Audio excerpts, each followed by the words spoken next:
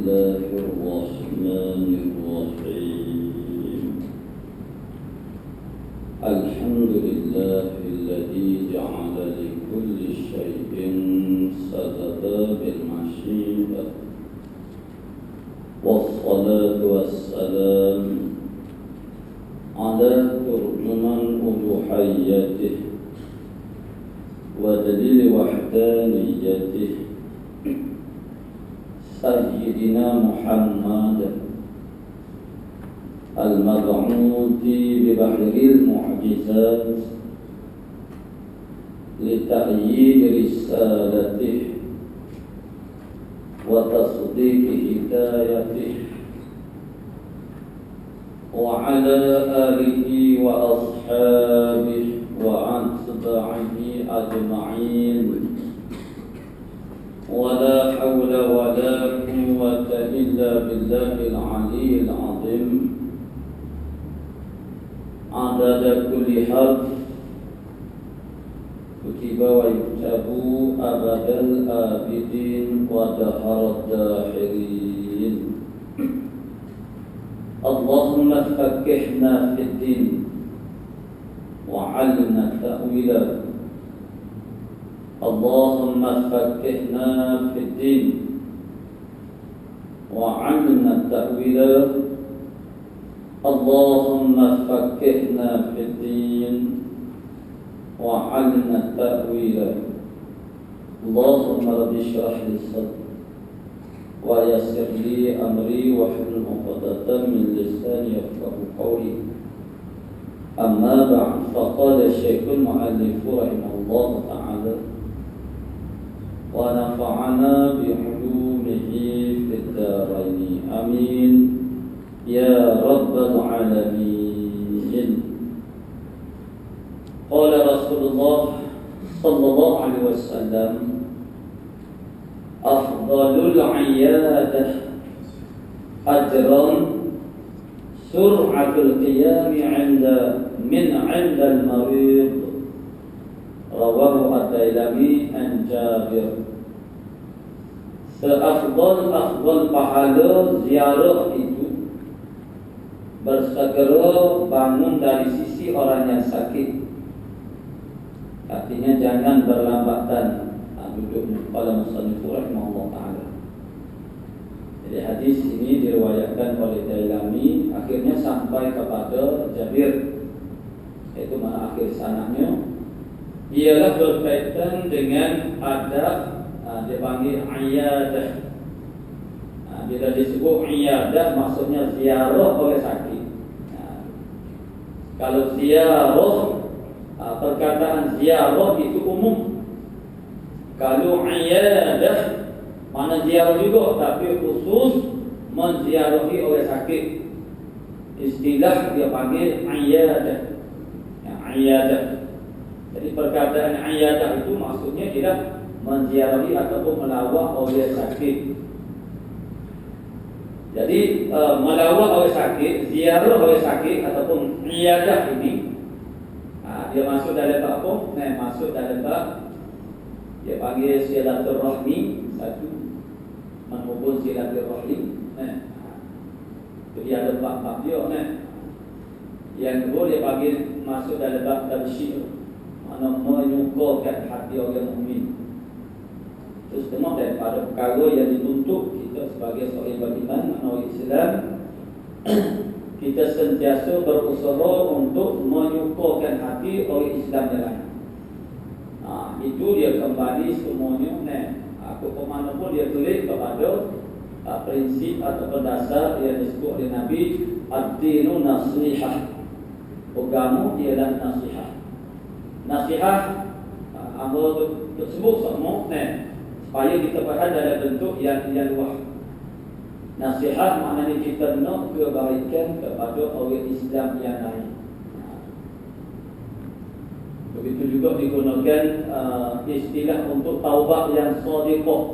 Taubat yang shadiqah, taubat yang benar, dipanggil taubat nasuha. Itu yang digunakan oleh Al-Quran. Istilah yang digunakan oleh Al-Quran mana taubat yang nasuh, yang baik maksudnya yang tidak ada campur. Dan tawarruk mana dia bertaubat itu kerana menyesal, kerana membesarkan Allah Taala semata-mata. Jadi di atas dasar agama ni nasihat, seorang Islam itu dia kena bersifat dengan nasih yang menasihati kepada orang lain, kepada dirinya, maksudnya nak kebaikan kepada orang lain, mana orang Islam lain, nak kebaikan kepada diri sendiri.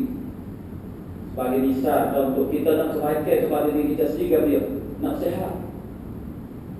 Dengan sebab tu, dengan pengetahuan yang kita ada pada hari ini, maknanya kita tahu, kita reti rasanya semua makanan itu mudarat kepada tubuh badan kita, kepada kesihatan kita. Maka kita tak makan makanan yang boleh mudarat, bahaya kepada akal, kepada tubuh badan, kepada nyamuk. Maka itu dia panggil kita nasihat kepada diri kita sendiri. Maknanya kita nak kebaikan kepada diri kita. Sebab itulah yang kita sekarang ni kita duduk sakit-sakit ni, sumbangan yang terbesar ni ialah daripada makan ni. Ini kita tahu betul. Ini benda yang kita tak boleh nak nafikan, benda yang kita kena mengaku ya, sungguh. Cuma ialah kita tak silap mengaku itu nak kerana kita tak mengaku lah itu salah kita, silap kita. Sebenarnya akhirnya kita duduk sore, kita duduk nung sore, kita akan kata ya, ini salah aku sebenarnya. Aku makan bukan aku tak tahu makanan begini menjejaskan kepada kesihatan. Jadi kita nak kebaikan kepada kita, ya sebenarnya ialah kita nak jadi sihat. Iaitu banyaklah perkara yang perlu dibuat supaya kita mendapat kebaikan. Kebaikan akhirat, yakni terlepas daripada api neraka. Jadi jangan kita buat benda-benda yang menyebabkan kita boleh masuk neraka. Itu nama dia nasihat kepada diri kita sendiri. Begitu juga kepada orang lain, apa sahaja yang kita buat supaya dia dapat kebaikan sama ada dunia dan juga akhirat. Itu semuanya akhirnya dia kembali kepada tajuk nasihat. Jadi sebab itulah Nabi kata, cuba orang panggil kita renungkan perkataan Nabi yang begitu singkat, maknanya yang begitu ringkas. Dua kata ad-dinu nasihat. Agama itu nasihat. Jadi oleh kerana kita biasanya bila suka perkataan nasihat, duduk boleh problem itu makna nasihat. Bukan, lawan kepada nasihat untuk memudahkan kita boleh mengerti makna nasihat itu. Tengok pula lawan dia. Lawan kepada nasihat ialah dengki. Dengki ni makna hasad bahasa Arab. Kita tak suka kalau orang lain itu dapat nikmat, dapat kebaikan. Apakah kita ingin, kita suka kalau nikmat itu boleh hilang daripada orang itu. Itu dia panggil dengki. Dan ini dia ada tanda-tanda dia, kita boleh tahu kita semua ni ada. Panggil sikit sebanyak. Kalau orang kena musibah, kena mudarat, kena perkara yang menyusahkan diri dia, kita rasa seronok, itu ada. Itu satu pencapaian ketandaan yang boleh kita menilai diri kita itu secara mana. Ada yang penyakit, dengki atau tak ada. Kalau kita rasa senang hati, rasa selesa, rasa seronok, kalau dia dapat susah, bermakna kita ada rasa dengki pada dia.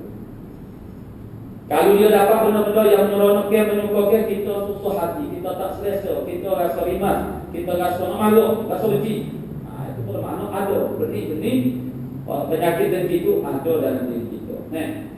Jadi kalau kita boleh memahami falsafah makna nasihat itu sendiri, yang lawan ini dia dengki, itu saling membantu. Berusaha untuk mengobati penyakit dengki dan menyuburkan sifat nasihat di dalam hati kita. Itu dia panggil tidak kenpo, maknanya menyuburkan sifat nasihat, kemudian usaha bersungguh-sungguh untuk menyiapkan, mematangkan, membersihkan diri kita daripada sifat dengki. Itulah yang akan lebih berkesan untuk kita membentuk pribadi Muslim. Mana orang Islam, mana dia Islam yang sejati, dia nak kebaikan kepada orang Islam yang lain. Jadi menziarahi orang sakit ini semua daripada dia panggil nasihat. Kita nak kebaikan, maksudnya dengan kita ziarah itu bermakna itu dia bagi isyar, memberi ketahui adanya makna kita tu nak menghubungkan silaturahim. Makna tanda kita ni bercahaya kepada saudara kita di dalam Islam. sama adik kakak saudara adik kakak atau saudara yang kita sebagai Islam yang ada hubungan kenal-mengenal antara satu sama lain. Mana silaturahmi ini maksudnya menghubungkan silaturahmi maksudnya kita bakal ambil cara antara satu sama lain. Ambil cara itu macam mana? Hubung, mengetahui perkembangan masing-masing. Kalau perlu ziarah itu asasnya kepada orang nasab. Yang keduanya samilah bab tafsir. Tafsir maksudnya menyukakan hati. Bila kita ziarah ini semua daripada sebagai sebenarnya proses pengobatan diri orang sakit. Dari sudut kejiwaannya, orang sakit ni, orang yang sakit, orang tua, orang yang sakit, mana segala-galanya adalah lemah bagi mereka. Perasaan mereka lemah, jiwa mereka lemah. Nah, sebab tu, masa lemah kita lemah, kalau manusia dia lebih mudah untuk menguasai kita. Jadi orang sakit, kita dari keadaan kita kuat dengan harta benda, kuat dengan tenaga, kuat dengan pemikiran, kuat dengan perasaan. Kuat dengan perasaan kita baik, terasa hati. Kuat pemikiran mana tajam, cekap pemikiran itu. Masa tu orang panggil kita macam hidup berhajat kepada orang lain, tidak bergantung kepada orang lain. Tapi bila kita untuk menguruskan hal diri kita, itu kita tak bergantung kepada orang lain. Tapi orang yang sudah mencapai umur yang sudah banyak, segalanya sudah mula jadi lemah bagi dia. Pelihatan dia, pendengaran dia, pemikiran dia, perasaan dia. Maka pada masa itu dia mula nak bergantung kepada orang lain. Begitu juga orang sakit. Orang sakit ini jiwa dia akan jadi lemah. Pemikiran pun dia akan jadi lemah. Okey, terlampau sakit menyebabkan pemikiran tidak jadi intizam, tidak teratur. Sebab itulah orang yang terlampau sakit, percakapan dia tu agak tidak teratur aman, meracau. Itu kita tak sebelah kan. Kalau orang terlampau sakit, walaupun dia tu kita tengok masih terlebah-lebah berwarna-warna, tapi sakit. Bila terlampau sakit, fikiran itu jadi tidak teratur oleh. Jadi orang yang sakit, jiwa dia tu lemah. Dia lemah, mana dia nak kepada orang, dia nak orang, dia nak perhatian orang terhadap diri dia. Maksudnya kalau kita sakit, tapi tak ada siapa yang bercakap, tak ada mari tanya khabar, tak ada mari boleh. Kita akan jadi kalau lebih sakit lagi. Penyakit kita itu akan bertambah-tambah. Jadi menziarahi orang sakit ini semua daripada sebenarnya meringankan kesakitan mereka. Jadi maksud dalam bab kita menyukakan hati mereka. Tapi tak kena cara. Inilah mesej daripada hadis ini. Tak kena cara bukannya menyukakan, menyelesaikan orang sakit, bukan memperbaiki, menyakitkan lagi orang sakit. Itu yang namanya jaga. Sebab itulah isyarat Nabi kata macam mana? Afdalul iyadati ajran, mana seafdal merawat orang sakit ajran disebut kepada pahala. Sur'atul qiyamin indal marid. Segera berdirinya daripada sisi orang sakit. Mana segera berdiri maksudnya beredah, mana kembali, mana pilih kan? Kalau panggil segera menyelesaikan lawatan kita terhadap orang sakit. Kita melawat orang sakit tapi jangan ambil masa yang lama sangat. Karena orang sakit dia nak berehat, orang sakit bila ada orang dia nak dia mengaku ataupun dia terpaksa layak gitu. Jadi itu memperbaiki dia tak selesa sebenarnya. Orang sakit kadang-kadang semua orang itu dia bohong juga pun orang itu ada dia tak selesa kan. Ya tu semua kan orang ini dia malu orang ni dia pelik sikit, tak pelik ni. Ni ada orang dia sudah lagi ni maka dia sakit, orang itu mau dia tak tupit. Itu diadakan ada sikit ni. Jadi investasi tak suka kalau orang panggil orang mari pakai beri perhatian tu pelik sikit ni. Pada kebiasaannya kita manusia ni maknanya kita nak kalau orang panggil beri perhatian kepada kita. Kita suka ni itu biasa ni. Jadi asasnya ialah kita digalakkan pakai hukumnya sunnah. Dan ini semua daripada fadilah yang sangat besar. Menziarah orang sakit. Hukumnya adalah mustahab makna disukai pada cara maksudnya sunnah. Mana sunnah kita ziarah orang sakit. Tapi di sana ada beradab. Ini dia panggil adab menziarah orang sakit. Setengah daripada dia banyak ada adab. Tapi Nabi tidak sebut semua ada adab menziarah orang sakit di sini. Apa yang dinyatakan oleh Nabi sini ialah tentang ini. Yang mana semua daripada adat menziarah orang sakit, jangan lama saja kita berada di samping orang sakit. Tapi orang macam mana pun di dalam kitab-kitab fiqh, kalau kita mengaji dalam kitab fiqh masih ada uraian yang lebih luas dan segala panggil tafsirnya terhadap masalah ini. Ini kita boleh tengok dalam panggil orang sakit ni biasanya dalam bab jenazah lah. Dalam bab jenazah dia cerita cara-cara orang sakit. Apa yang sepatutnya mana kita orang panggil maknanya orang-orang dia orang yang dekat dengan dia ini mana lakukan pada orang sakit. Jadi walaupun dalam hadis ini dia panggil umum, makna hadis ini umum. Di sana ada perkara-perkara yang khusus. Perkara yang khusus ini disebut dari kitab fiqh kita jumpa disebut. Betul lah Nabi sendiri pun mengatakan, maksudnya kesimpulan daripada hadis ini maksudnya Nabi anjurkan kepada kita dengan menyatakan ya afdalnya kita ziarah orang sakit jangan lama sangat. Ini maknanya Nabi menganjurkan kita tu menziarah orang sakit tapi jangan lama sangat. Tapi Nabi tak sebut qadar masa tu lama tu tak mana. Itu dikirakan pada urus orang panggil pada kira-kira ramai-ramainya setahun ni dia panggil lama apa sebentar dikira itu. Tapi di sana ada pengecualiannya itu kita boleh tanya dari kitab fiqh. Apa dia? Yakni seandainya orang yang mana orang lain itu mana hubungnya pesakit dengan orang itu agak akrab, yang mana pesakit itu agak bermanja-manja dengan si pelawak ini, yang mana ada tanda-tanda menunjukkan pesakit ini dia suka. Dia lebih suka kalau orang melawak orang tertentu yang dapat mengajar ini lebih kalau panggil lama berada di sisi. Jadi kalau itu maka disunatkan kali. Kalau panggil berada lama lah sini. Di sana kita tahulah hubungan kita dengan seorang ini. Orang ni suka kepada kita, kau suka sangat kau ataupun orang ni tak berapa kena kita kena tahu. Jadi walaupun kadang-kadang orang itu tak suka kepada kita kena ziarah juga tapi dengan samian. Jangan siapa orang itu orang panggil orang menyusahkan orang sakit. Jadi di sana kadang-kadang ada orang yang sangat akrab hubungannya. Maka bila salah seorang daripada mereka itu sakit, mereka mengerti bahawa seorang lagi itu sentiasa berada di sampingnya. Jadi kalau begitu dipersilakan. Boleh tak diundang-undang? Di sana dia adalah kelulu dia. Sepatutnya maknanya Allah Ta'ala beri kepada kita intibah, sifat intibah. Boleh menyedari tentang orang panggil orang itu suka atau tak suka kepada kita. Nak kita lama pun tak ada mana kita tahu. Jadi itulah mana berada. Jadi pada asalnya prinsip dia tidak biar orang sakit itu tidak boleh lama-lama. Karena itu akan membebankan dia daripada pelbagai sudut. Membebankan dia. Kadang-kadang dia rasa tak selesa. Itu kita kena mana-mana lah. Kalau panggil orang tua jangan dulu dalam bab-bab begini ini makna dia lebih sana. Orang ayah-ayah kita jangan dulu tak ada seorang dia masuk universiti. Tapi tentang bab kemanusiaan, pergaulan manusia, kemasyarakatan ini mereka sangat kritis.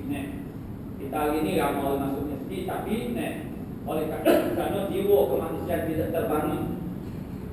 Karena orang segini itu segini dengan belajar dia saja. Walaupun segini tapi tidak memahami keperluan hidup secara bermasyarakat.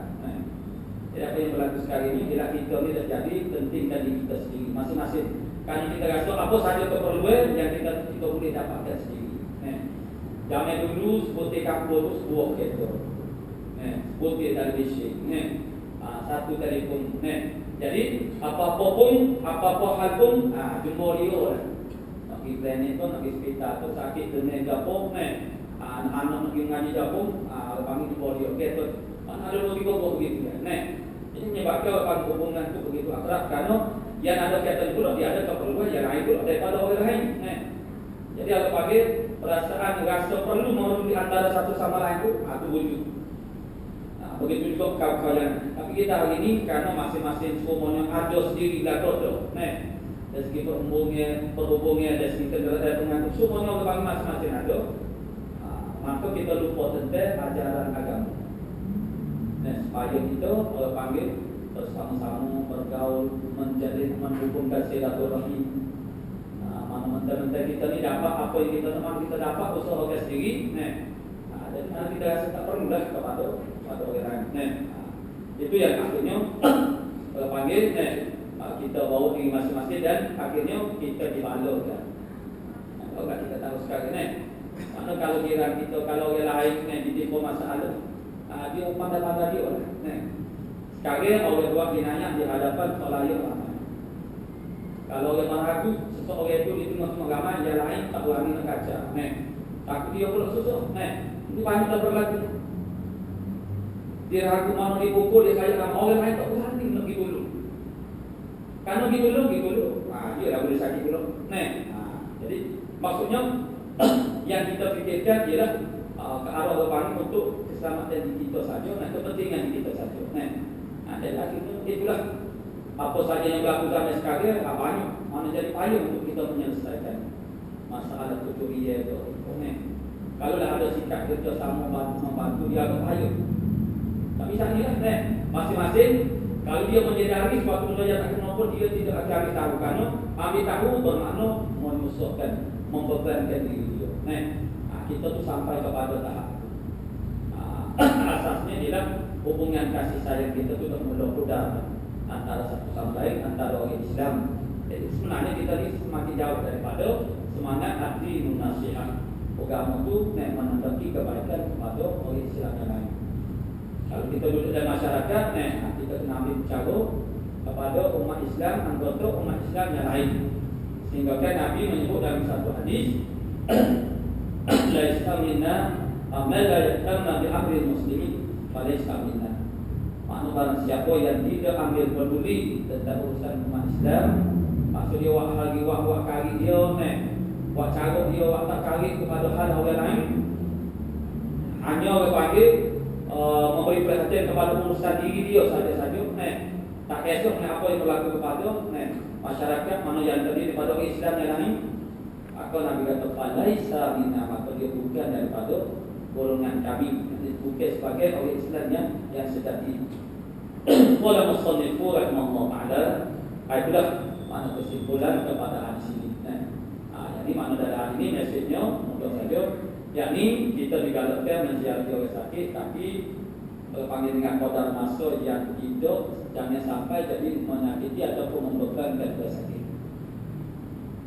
Qala musannifu rahimahullah ta'ala, qala Rasulullah sallallahu alaihi wasallam, yakni hadis yang kedua, afdalul fadaili an tasila man qata'aka wa tu'tiya man haramaka wa tasfaha amman zalamaka.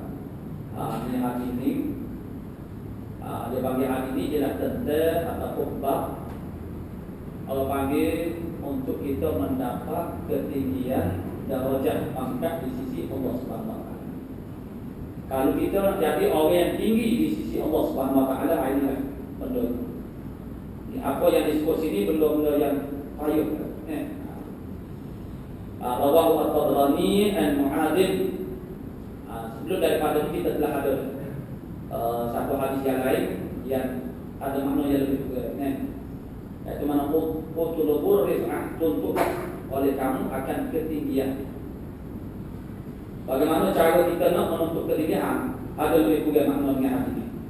Di sini Nabi kata afdalul fadaili, bermula sebesar-besar fadilah itu, yang paling afdal daripada segala fadilah-fadilah. Afdalul fadaili, yang paling afdal, yang paling utama daripada semua fadilah-fadilah. Apa dia? Yang pertama, bahawa engkau hubungkan mereka yang telah memutuskan akad kita. Orang yang memutuskan rahimnya kita, tapi kita berusaha untuk menyambung balik. Payung. Maknanya orang tak mahu kepada kita, taksir nak balas apa panggil. Taksir baik, tapi kita sentiasa untuk menghubungkan silaturahim dengan dia. Kita tak mahu. Dipayahlah. Kalau sama-sama itu mudah. Dia orang maknanya ni masalah kau dia ni masalah dia panggil umbi dia kembali kepada masalah dia panggil tabi'i, naluri kita yang semula jadi. Yang inilah menjadi hambatan kekangan kita untuk mendapat kebaikan daripada Allah. Jadi dia panggil sifat ananiyah. Ananiyah maksudnya keakuan, maksudnya ego. Orang yang dalam kita, orang uji kita sekali, kita pun kali uji ke dia. Semua orang hebatnya dia. Aku kalau orang uji aku sekali, aku pun kali uji ke dia. Islam tidak ada lagi. Maksudnya kita ada orang hebat. Mana orang yang benci kita, dia tu sama dia. Kita ni orang sama mana? Mana kita ni hebat kan? Mana kita kaya? Apa dibenci, dimaui, dikritik.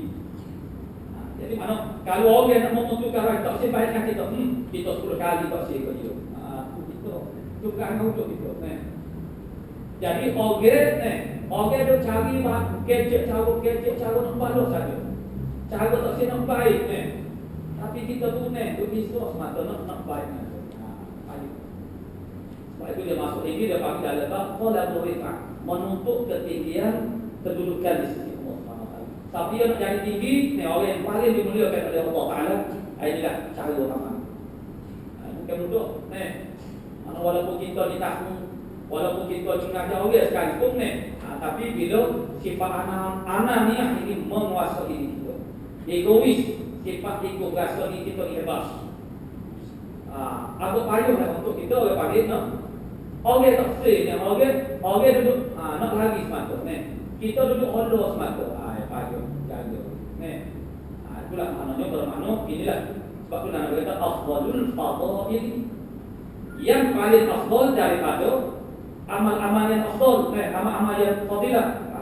Itu yang pertama. Yang kedua, waktu dia mengharamkan, engkau berikan kepada mereka yang telah berpaling daripada engkau.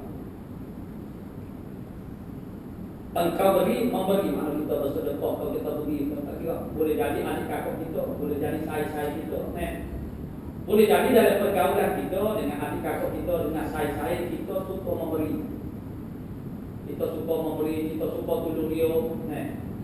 Satu kali ada perkara yang dia buat tu mana orang panggil macam tiket lagi gitu. Macam sepatutnya dia tu backup kita, sokong kita. Tapi jadi orang panggil dia pun menyertai orang ya, yang orang panggil betul dengan kita umpamanya sebagainya. Ini berlaku kepada sahabat Sayyidina Abu Bakar radhiyallahu anhu. Di dalam peristiwa hadisul ifk.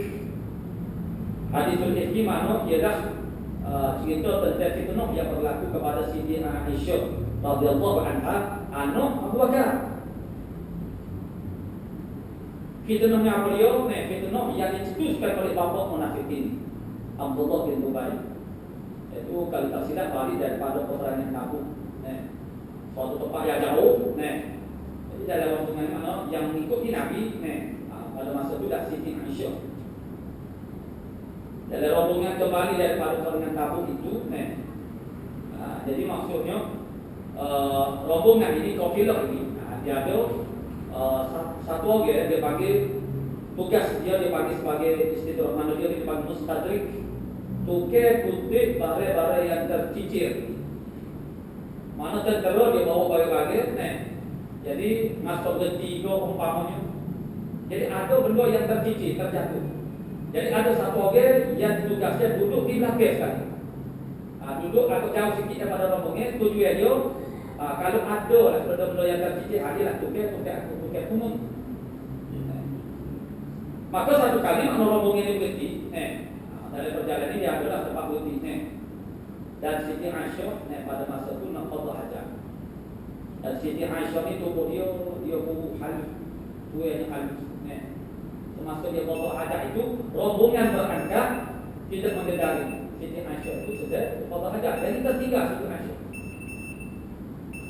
Bila tertinggal Siti Aisyah daripada rombongan, maka Sufyan, orang yang ditugaskan sebagai pengurus tadi nama dia Sufyan. Jadi Sufyan dia berlakik, dia berjalan berlakik agak jauh sikit pada rombongan. Jadi bertemulah Siti Aisyah dengan Sufyan. Akhirnya rombongan itu bila menyadari Siti Aisyah tak ada, berhenti tunggu dan didapati mana datang bersama-sama maknanya Siti Aisyah bersama dengan Sufyan. maka bapa munafik pun masuk jalur selanjutnya. Bakal kami nado ke api hasutan. Dia kata Siti Aisyah telah berlaku curang kepada Rasulullah. Sehingga orang panggil dia sebarahnya, dia hasut orang supaya orang panggil bersentuh itu.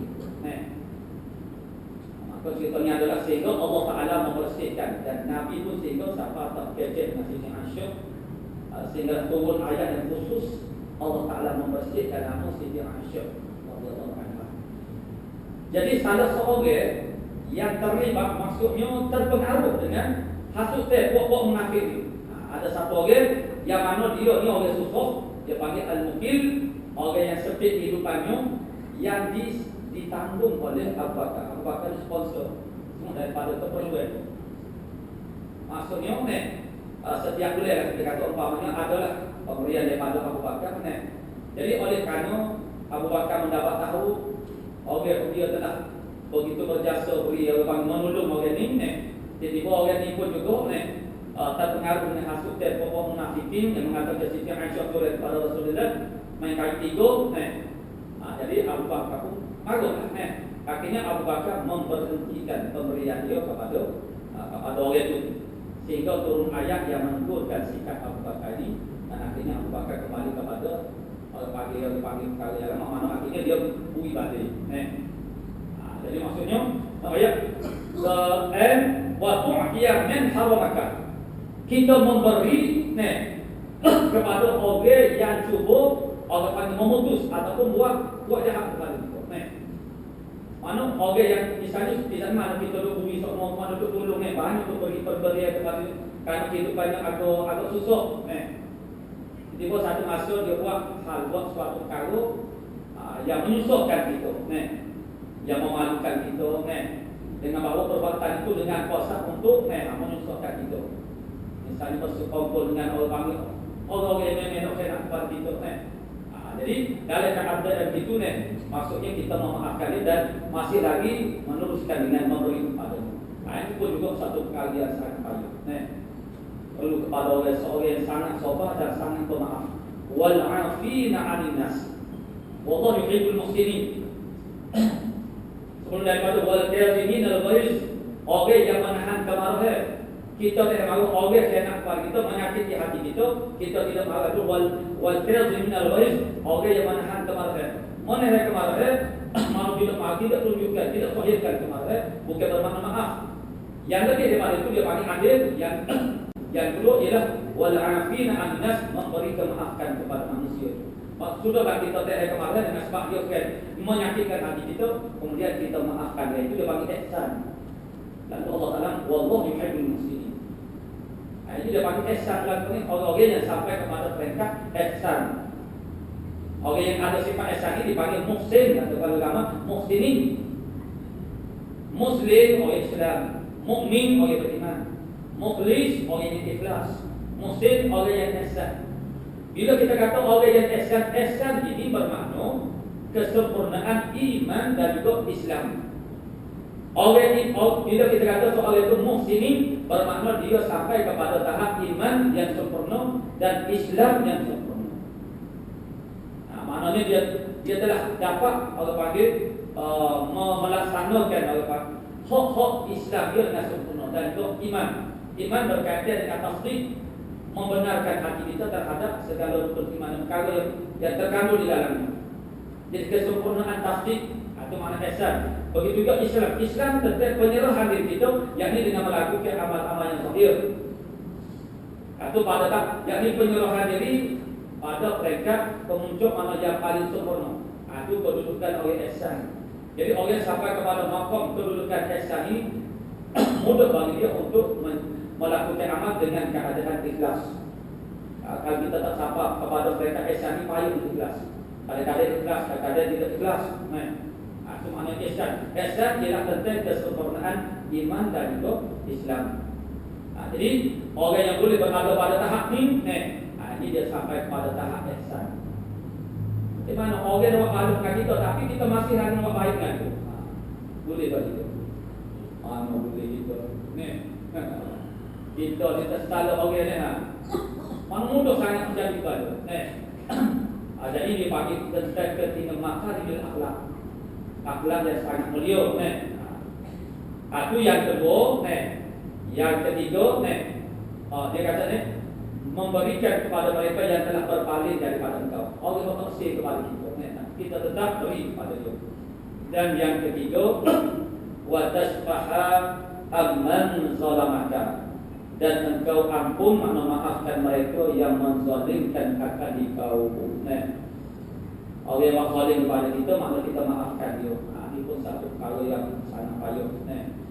Bila orang kena kepada kita buat zalim, sakit hati. Maknanya untuk memberi kemaafan kita fikir sebenarnya. Macam mana aku boleh maaf? Dia telah menyakiti aku begini, kena dia begini. Tak lain, tidak layak dia untuk diberi kemaafan. Kita rasa tak berhak dia dimaafkan. Biar pada dia berproses semua. Itu kan makna kita tidak ada sifat nasihat kebaikan kepada orang Islam yang lain. Jadi semua benda ni yang kata ni cerminnya ialah Nabi sendiri, diri Nabi sendiri. Kita benar diri Nabi, sirah Nabi telah membuktikan. Itulah yang dilakukan oleh Nabi SAW. Kita baca sirah Nabi dipenuhi dengan perkara ini. Orang yang menyakiti Nabi, kena kepada Nabi, tapi dengan mudah saja kalau mereka sudi untuk bertobat, untuk memanggil ijabah berkenan dakwah Nabi, begitu mudah saja Nabi memaafkan mereka. Nabi tahu hakikat apa yang mana umpama Nabi sebagai satu contoh. Nabi setelah buat berdakwah di Makkah, lalu orang panggil Nabi berdakwah di Makkah itu sekitar orang yang berada dalam Potongkok. Dan kalau orang luar ialah pada kesempatan musim haji. Musim haji walaupun belum daripada zaman Nabi Ibrahim AS, masa Nabi tak ada pun haji ini tetap dilakukan. Itu sudah menjadi jaminan daripada Allah Taala, bahasanya baik tidak akan dihampunkan. Setiap tahun pada musim haji akan ada manusia meraihkan. Semuanya bentuk cara dia tu menyalami syarat bahawa belanja itu masuk bila Nabi. Jadi Nabi benda itulah Nabi bersihkan. Jadi Nabi musim haji dia berdakwah kepada orang Yaman, orang luar yang mereka mendirikan kemah di sekitar Baitul dalam Haram. Nabi masuk daripada satu kemah kepada satu kemah. Ada yang berjaya, yang terima, ada hidup. Kemudian di Mekah orang tempatnya nampak-nampaknya tak ada mendapat sambutan. Dan orang Mekah itu terdiri pada akrabi, makna kaum kerabat Nabi sendiri. Saudara-saudara sepupu. Akhirnya Nabi memikir untuk menyebarluaskan dakwahnya. Lalu dia mula berfikir untuk keluar daripada Potongkok. Destinasi yang pertama yang dia pergi ialah kampung Taif. Lalu dia bawa hamba dia, itulah Zaid dan Harisah, dan sehingga dia dipimpinkan, Nabi sendiri memimpinkan Zaid itu kepada nama dia Zaid bin Muhammad, sehingga dikatakan dia sebagai anak Nabi Muhammad. Itu akrab dia. Tapi oleh Taif telah dapat mengetahui bahasanya Nabi akan datang ke Taif untuk berdakwah sebagaimana yang Nabi pernah berdakwah di Makkah. Lalu mereka telah menyediakan suatu panggil acara sambutan untuk kedatangan Nabi ini. Bila dengan meletakkan para pemuda-pemudanya di pinggir kampung, itu masuk kampung. Lalu bagaimana sambutannya?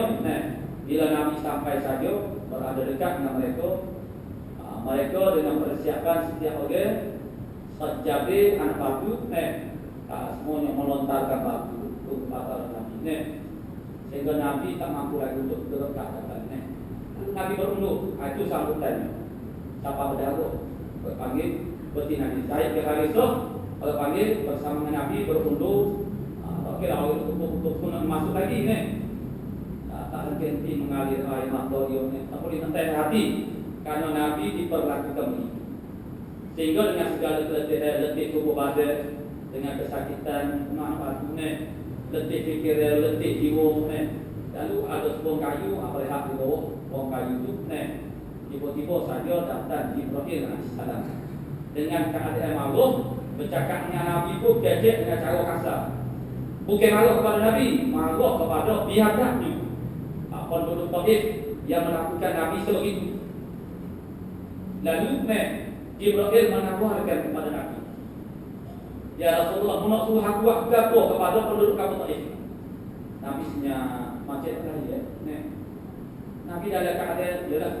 Nabi ini innama ana basyarun mithlukum, aku ni manusia biasa seperti kamu. Cuma yuha ilayya, diri wahyu kepada aku, maksud aku ni jadi rasul. Maknanya aku lebih kapok, tapi aku tetap ada berasa. Kalau orang menyakiti aku tetap ada berasa juga. Jadi Nabi terasa lah, rasa sedih, rasa tak ada memikir. Bila Nabi nya dulu Jibril dah tak terjawab daripada Nabi. Lalu Jibril kata, tak apalah gini lah. Aku akan lakukan kepada penduduk kamu Taif itu sebagaimana aku lakukan kepada kaum Nabi Lut. Bagaimana kaum Nabi Lut? Jibril kodok dengan sayap dia agar kapur Nabi Lut. Nabi Lut keluar daripada kapur itu, kemudian diterbalikkan lembah. Siapa bertemu tempat di rumah itu jadi laut mati sekali. Bila Jibril kata begitu, Nabi selalu berangkat angin. Jangan.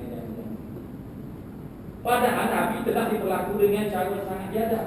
Kalau kita kalau panggil ibarat orang mengatur disuruh ke bantal. Dah ada orang tahu ada bahanlah kalau panggil orang senak pada kita. Selesai lah kita. Tapi tidak, Nabi ada jangan. Bahkan Nabi angkat tangan, mula-mula begini, kemudian angkat tangan berdoa kepada Allah Taala, Allahumma hdi qaumi fa innahum la ya'lamun. Ya Allah, ya Tuhanku, hidayahkanlah kepada kaum aku, kerana bahasanya mereka tak tahu. Kalulah mereka tahu, mereka tak buat kaku lagu ni. Sikap memaafkan Nabi begitu. Kalau Nabi terima tawaran Jibril, apa jadi? Maka tak terlaku daripada orang yang beriman pada Nabi. Tapi dengan sebab Nabi memaafkan apa yang berlaku, mereka buat begitu pada Nabi pada masa itu. Tapi akhirnya apa jadi? Seluruh menanam haram itu menjadi Islam baru. Termasuklah Kaum Taif. Itu panggil Nabi, dia panggil kecintaan Nabi, sayang Nabi kepada umat itu mengatasi. Walaupun dia disakiti oleh umat dia, sekali-kali dia tidak akhir panggil menuntut balas. Walaupun kata dia kuasa masuk dengan tawaran Jibril mampu melakukannya, tapi Nabi tidak ambil kesempatan itu. Itulah kalau panggil jiwa nasihat yang ada di dalam mana Nabi yang menjadi rahmat bagi sekian alam. Jadi kalau kita nak ketinggian, nak jadi orang tinggi, hebat di sisi Allah SWT lagi lah. Benda yang kita melakukan di antara. Memanglah benda-benda lagu ni agak payung. Maka dengan sebab itulah Nabi menisbahkan amal yang sebagaimana disebut 3 perkara tadi sebagai afdalul fadil. Daripada sekian banyak fadilah, maka yang paling afdal ini 2-3 perkara. Jadi mana? Itulah orang yang sedikit dia nak butuh yang lebih, yang banyak dia cari amalan-amalan yang paling menguntungkan. Tapi makna susah lah untuk kita masyarakat sangat. Susah sangat untuk kita lepas melaksanakannya kerana terlalu banyak kekangan. Antaranya ni kita tu orang panggil tak boleh nak menuntut diri kepada orang lain. Kalau kita buat begini maksudnya jadi rendah lah kita. Lepek lah kita. Macam kita untuk kau orang, kita menuntut diri kau orang. Itu kita fikir. Kalau kita ni orang hebat sangat, jadi payah kita nak buat sifat ananiah ni. Jadi kalau boleh buat ini, ananiah dia ambil daripada anak aku. Anak yang sifat keakuan. Bagaimana sejarahnya Allah Ta'ala pernah tanya nafsu, mung ni siapa dia, aku ni siapa dia. Nafsu jawab, aku mung, anak-anak entah. Lalu Allah Ta'ala seksa nafsu tadi di dalam api. Beberapa lama dikeluarkan mana mudah-mudahan bui dengan sebab seksa itu mengaku. Lalu ditanya, mung ni siapa dia, aku siapa dia. Masih sama jawaban, aku mung. Diseksa dengan sejuk, diseksa dengan macam-macam diseksa, sama saja jawapannya, aku akhirnya Allah Ta'ala seksa nafsu ini dengan kelaparan. Bila seksa dengan lapar, rupa-rupanya nafsu kita ni dia pergi dengan lapar. Itulah senjata yang paling ampuh. untuk orang panggil menguasai nafsu. Nafsu kita ni kita kena kuasai, kita kena kontrol. Kalau nak buat ni kerana ada kegunaan yang ada nafsu. Ia bila tetapi diseksa dengan seksa lapar, akhirnya bila Allah Taala tanya lepas pada mung ni siapa dia? Aku ni siapa dia? Aku hamba-Mu, mung Tuhan. Barulah jawab saya. Baru jadi itu. Lapar sebab itulah puasa ni sangat berkesan untuk menundukkan nafsu. Kemudian hadis yang seterusnya, afdal a'mali ba'da al-iman billah at-tawaddudu ila an-nasilah. Allah Subhanahu wa ta'ala a'lamu bis-shawab. A'udzu billahi minasyaitonir rajim. Bismillahirrahmanirrahim. Alhamdulillahi rabbil alamin. Wassalatu wassalamu ala asyrafil anbiya'i wal mursalin wa ala alihi wa sahbihi ajma'in. Allahumma taqabbal minna innaka antas sami'ul 'alim wa tub 'alaina ya Maulana innaka antat tawwabur rahim. Allahumma inna nas'aluka al-'ilma khaifin wa inabatal mukhbitin wa syukra as-sabirin wa tawbatas sadiqin. Sallallahu ala sayyidina Muhammadin wa ala alihi wasallam. Walhamdulillah.